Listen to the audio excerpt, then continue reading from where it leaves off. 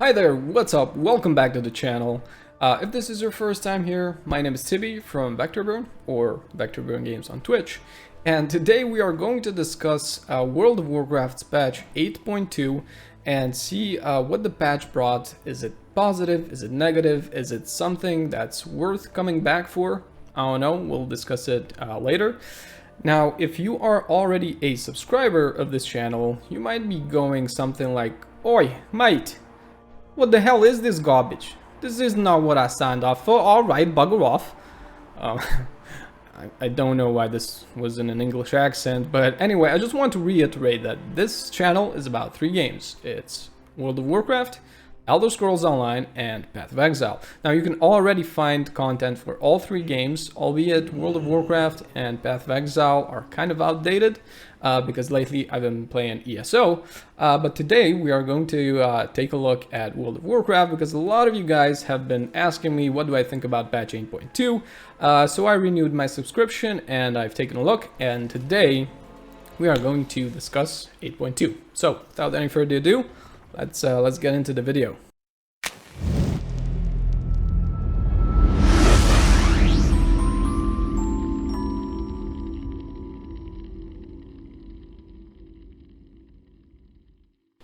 Alright, so with patch 8.2 we got 2 new zones. First one is Mecca Gone, and I'm in Mecca Gone right now, and the other one is Nazjatar. Now right off the bat, as far as these 2 zones go, by far my favorite is Mecca Gone.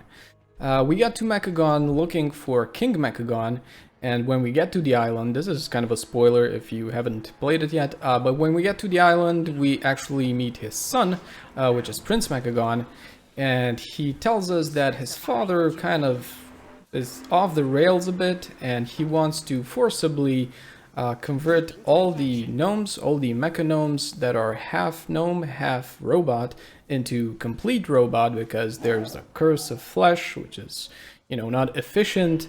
And Prince Mecca Gone is actually leading the Rustbolt Resistance, which is a faction we will need reputation with for flying. But Prince Mecca Gone is leading this resistance, and you will be dealing with him quite a bit. All the reputations and everything, you'll hear his voice quite a lot.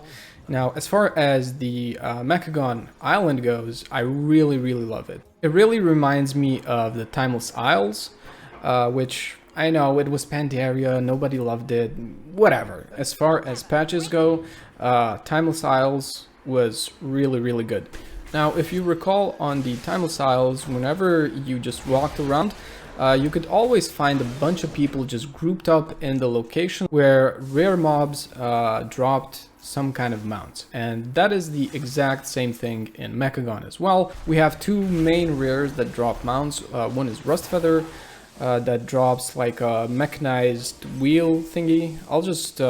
I'm not exactly sure how to describe this, so I'll just put up a picture somewhere here. Pretty cool mount. And then the other one is from the spider rare that drops a mechanized spider robot thingy, which is also pretty cool. There will be another picture somewhere here. And people really enjoy that. Now, I know mount farming isn't the most exciting thing to do, but a lot of people really enjoy it, and I kind of found myself really like digging deeper into mount farming, and I have like a bunch of characters just parked wherever these rares spawn, hoping to get the mount. I haven't gotten it yet, but then again, I haven't been playing that much. But yeah, that's like a super cool thing that you could do. Now, besides that, you have a bunch of dailies that you can complete, and you should complete, especially if you want flying, in both these zones, both in Mecca Gone and Nazjatar. But again, I feel like Mecca Gone is a lot easier to navigate, and plus in Mecca Gone you have a bunch of cool quirky gadgets, just like this jetpack that you could essentially fly with, even if you don't have flying. You can either find the jetpacks free, because there are some stations that if people contribute to build a station, then everybody in the zone can get free jetpacks. Or Rustfeather, I think, drops a pattern, and then you can go back to the main town, like the main hub in Mecca Gone, and turn in the pattern, and you could craft that yourself. just like I have, because right now in the video there's no free jetpack up, but since I already got the pattern, I could just create my own and just fly around, and I think that's a lot better system than what Nazjatar has. Nazjatar just has a lot of like underground caves and seas and a lot of water, a lot of places you can't mount, you can't fly, you can't really do anything. And I'm not exactly sure if there are that many people that like those type of zones. Maybe there are. Maybe there's like a huge fan base of caves and stuff. I don't know. But for me personally, I like Mecca Gone a lot more, especially with like the jetpacks, and then you can get guns and like flamethrowers and stuff. It's really quirky. It's really kooky. But I really like it. It's just fun. Now, besides all the mounts and the toys and the pets and everything else you can get in Mecca Gone, a really cool thing that they've introduced is a mega dungeon, which is Operation Mecca Gone. I think it has 8 bosses. It is mythic only, and it also drops, I think, 2 mounts. It's either 1 or 2 mounts with really super cool mechanized robotic mounts. It's not that hard to get the mounts. They have a pretty good drop chance. So if you get a decent group together, especially if you're like on Discord or something and you can coordinate, it's a really fun dungeon, and I wholeheartedly recommend you do that. Now, at this point in time, I'm not exactly sure how puggable, is that even a word? Puggable? I'll just go with it. I'm not exactly sure how puggable the dungeon is, because it's not the easiest one, but I would think that in about 2 weeks it's gonna be pretty easy, because everybody will just outgear it and you can just brute force it. Even then it will be challenging, but it's a really cool dungeon. Now, the first time we did it, I think it took about an hour and a half. Just because we didn't really read up on the tactics and everything, so we just went in there and wanted to see for ourselves and learn. And it was a really good dungeon. But yeah, you can definitely do it, and you know, if you have a group, then you should.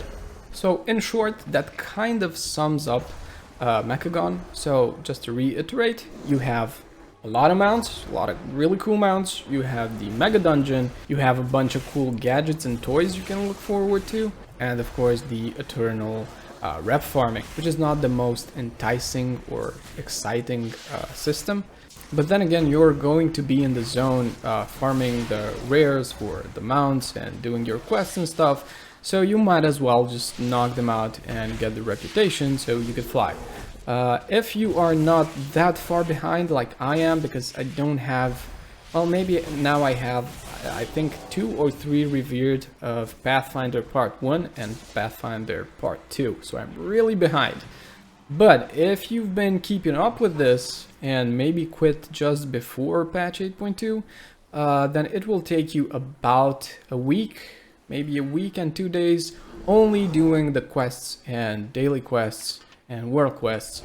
Man, that's a lot of quests in these zones, and you will get flying, so it's not that big of a deal.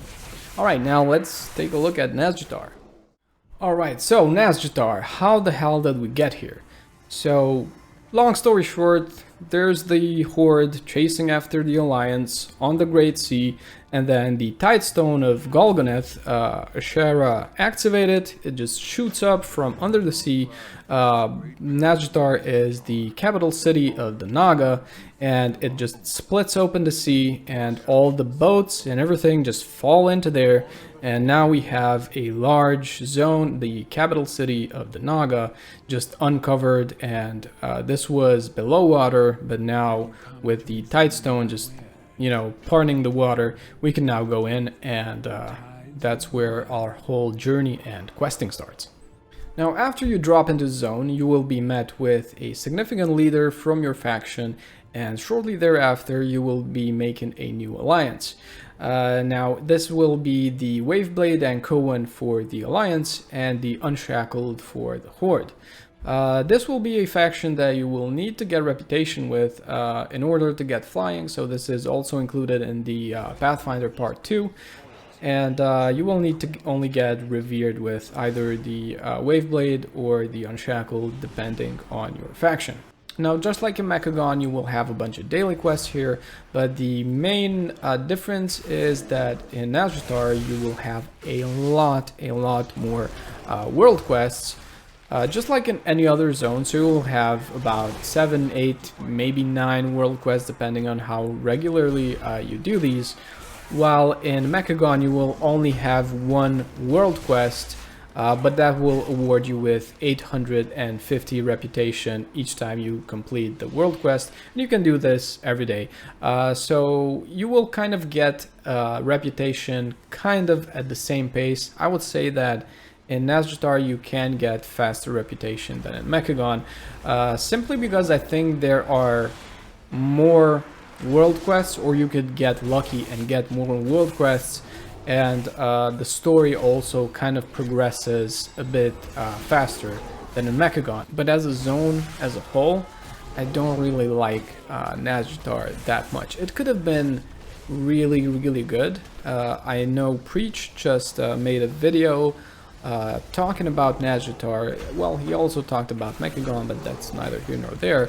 But he said that Nazjatar could have been so much better if we maybe could have gotten some vanity items to help us out, similarly to what is happening on Mecca Gone. So like you have the jetpacks, so you can like fly around, and I'm not saying we should have gotten the exact same thing in Nazjatar as well, but maybe something similar, something to make your questing and your pathing a bit easier, because it's just so fully packed with mobs. There are a lot of daily quests that require you to gather a bunch of stuff, like 5 or 6 stuff, and all of these are literally scattered across the entire zone, across the entire island, and some of them will be really hard to come by. There are some little kelps, or what the hell the name is, and they're kind of stuck to like the walls of these rocks, and it's really difficult to spot them, and oftentimes you need 5 of those, and everybody is looking for them. And the bad thing is that it's a one-shot. It has like 2,000 or 3,000 health, so once you click on it, like with anything, it will instantly die, and then you'll just have to wait for the respawn. So it's really a pain in the ass just to go through the entire zone and complete everything. I think Nazjatar, as far as quests and daily quests goes, is just the most time consuming. So it really sucks that we don't have something to help with that, especially if you don't have flying. Like if you have flying, it's gonna be a whole different ball game. Like I'm fully convinced that people that have flying might actually really like Nazjatar, because you trivialize all the danger that is in the zone, which is really cool, and I'm really looking forward to it. But that's the main reason, especially for someone that quit WoW and is thinking about coming back. Just know that you will have a more difficult time in Nazjatar. And I would recommend that if you want to grind out the reputation to get flying, always start with Nazjatar just to get it out of the way, do all your quests and be done with it, and then go to Mecca Gone, which is a lot more fun. The rares are actually kind of exciting because, you know, there are the chances of dropping like the mounts and stuff. Now, Nazjatar does have a few rares that drop some cool vanity items, some cool toys. Like there's a silent, I think it's called Silent Glider, something like that. It's basically a glider, and it's really cool if you get it, but again, it's not a mount, it's not that special, it's not that exciting. So yeah, there's not that much to say about Nazjatar. You either, you know, love it or just be impartial to it. I kind of dislike it, but you know, again, that's my opinion.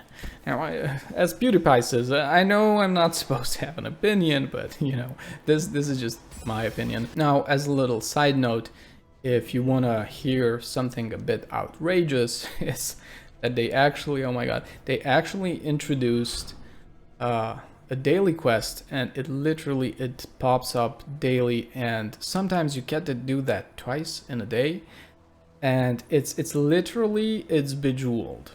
It's it's almost Candy Crush. I mean, Activision Blizzard, Activision owns Candy Crush, but it's just Candy Crush. So, you know, if you want to come back to patch 8.2 and you start with Nazjatar and the first quest you do is Candy Crush and you get really discouraged, I feel your pain, but just fight through it, because I can guarantee you that Mecca Gone is just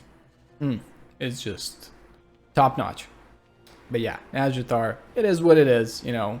It's something we got, and I'm sure that once I get flying, or you get flying, it will be a much more enjoyable zone. Now, a big difference between Nazjatar and Mecca Gone, and this is a huge difference, it's not groundbreaking, it's not exciting, it's not nothing, but it is significant, is that Nazjatar offers you mana pearls. Now, mana pearls is basically the new currency, and you can buy a bunch of benthic stuff, benthic armor, and this is basically the 8.2's catch-up mechanics for all of your alts. And there's a bunch of drama with benthic gear that the bonuses you get with it are just way too big, way too powerful, and it will actually be, for a lot of characters and a lot of specs, it will be best in slot simply because the bonuses they offer, as opposed to like heroic or maybe mythic raid, where you can get an item with a way higher item level, but you would still wear the benthic armor simply because of the bonus.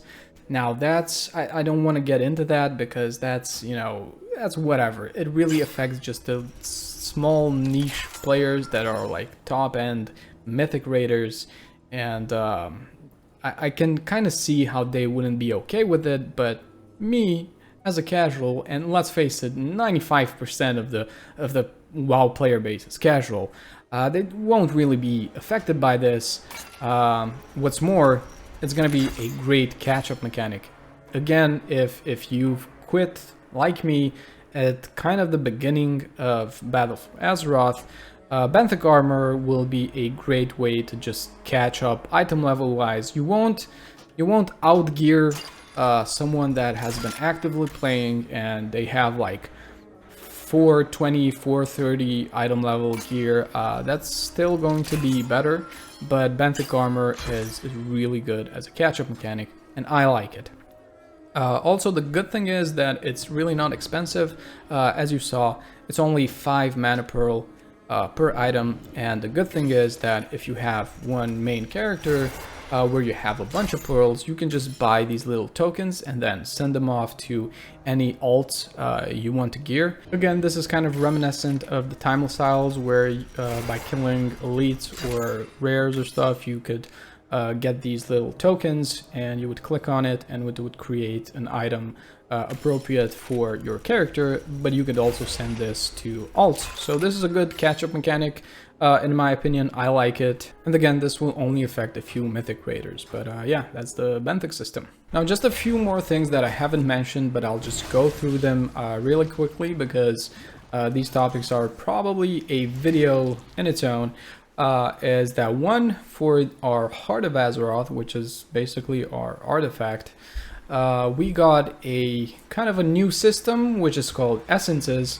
And essences are basically these little items, these little traits that you put directly into your Heart of Azeroth, which are really, really powerful. You can rank them up, you can upgrade them.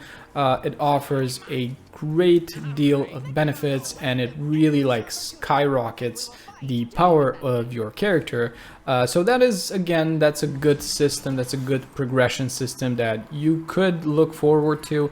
It's not the most engaging thing, but it feels really good to upgrade an essence and really unlock the minor traits, and sometimes minor traits can even be better than major traits.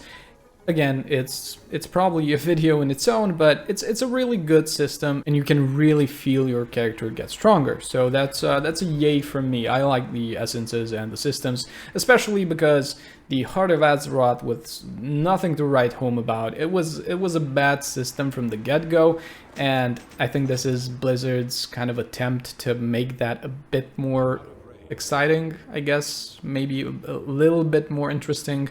But yeah, that's something you can look forward to. And then the last thing is that Season 3 is out, which means that all the item levels from all sources have been bumped up. So world quests often give 380 to 390 item level, which is a lot. And then just plain mythic, like Mythic 0 dungeons will award you with item level 400, and it just scales up from there. So again, if you're into character progression, if you're into item levels, and item levels are kind of everything nowadays, you could look forward to that. If you quit WoW before patch 8.2 released, or maybe you came back in 8.2 but haven't really gotten to play Season 3, which just recently launched, then yeah, that's an information I will give to you, and you do with it what you want. But just doing normal mythics to get item level 400 is a pretty sweet deal. Normal mythics are really simple. And I would argue that if you're item level 4, 405, 4010, you could easily do like mythic plus 5. It's really not a big deal. It's quite easy. And you get quite some good loot from it, especially if it Warforges or Titan Forges. I know it's a pretty shitty system playing the lottery with the whole forging thing. I wish they would just get rid of it, but it doesn't really look like it's a system that Blizzard wants to get rid of. So it looks like it's here to stay, and you know, if it is, we'll just deal with it right now. Also, Classic, WoW Classic is going to launch again. A lot of people ask, what do I think about it? Will I be getting into it? My answer is that probably no. If it's going to be included in my base subscription, then I might reactivate my account and give it a whirl, but it's just way too slow paced. No flying, no nothing. I always enjoy flying. Like, I started playing World of Warcraft when Wrath of the Lich King launched, because I knew that this was a game with a huge world and you could fly. And just the thought of being able to take my character and put it anywhere in the world, well, back then it wasn't anywhere, but you get the gist of it, just really excited me. Just, you know, that got me pumping. Like, I was imagining all the possibilities that you could do with that you can have. And that's why I mainly started playing World of Warcraft. So going to Classic and not having that is just not for me personally. I do understand that character progression just has a way better feel in Classic, because everything is valuable and you get super excited for even a green, and that must be a great feeling. But still, I personally find more negatives than positives, and I don't think I'm going to play that. And to be totally honest with you, I probably won't be playing even 8.2 that much. I'll stick around until I get my flying.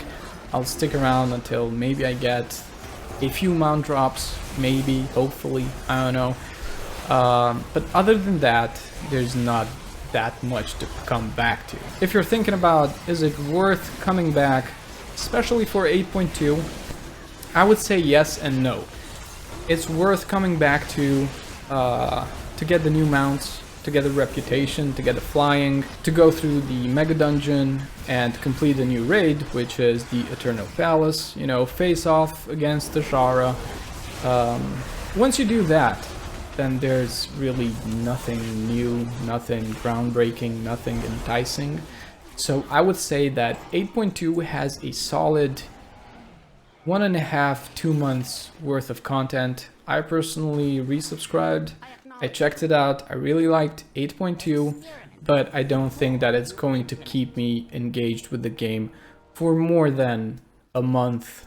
I would say a month at best, because once I get flying, that's kind of it. Like that's the only thing that I'm working towards. And I would like to complete the Eternal Palace on heroic difficulty, but it's kind of difficult to do that because I just came back. Like I haven't even come back to the game. I just reactivated my subscription, and naturally I don't have a guild that's capable of doing heroic Eternal Palace. And I don't think anybody is going to pug that successfully. So I don't know. We'll see how that works out. But yeah, that's I guess that's my answer. If you want to check out 8.2, I do wholeheartedly recommend you check it out. Mecca Gone is amazing. Nazjatar, not so much. Check out the new dungeon, the new raid. Maybe get a higher item level for your main or for your alts. Maybe get flying and then level up a few alts, because it's a lot easier to level up alts once you get flying. And that's about it. So yeah, 8.2, a really solid patch, and they did a good job. But World of Warcraft at this point in time is pretty far gone, so I don't expect any major changes. Now, I might be wrong. I don't know. I don't think so, but I might be wrong. But I don't expect major changes to happen before 9.0. That's kind of my theory. But yeah, I'm super curious. What do you guys think about the game? If you played 8.2, in your opinion, is it better than pre 8.2? I would say it is. But again, I haven't played that much before 8.2. I think I played a month and a half, something like that, and then I just got bored out of my mind and I was out. But I'm really curious, what do you guys think, and what has your experience been in the game before and after 8.2? So I really hope you guys enjoyed this video. Again, I know it's not ESO, and a lot of you will be super mad about that, so I want to say I apologize, but I don't, because everybody kind of knew that this channel covers all three. Anyway, I really hope you guys enjoyed the video. If you liked it, give it a thumbs up. Maybe subscribe, because it's totally free. If you didn't, just downvote it, and I'll know that I have no friends. So, until next time, have a fantastic day, week, month. I don't know when I'm gonna upload again, but yeah, have a great one. Bye for now.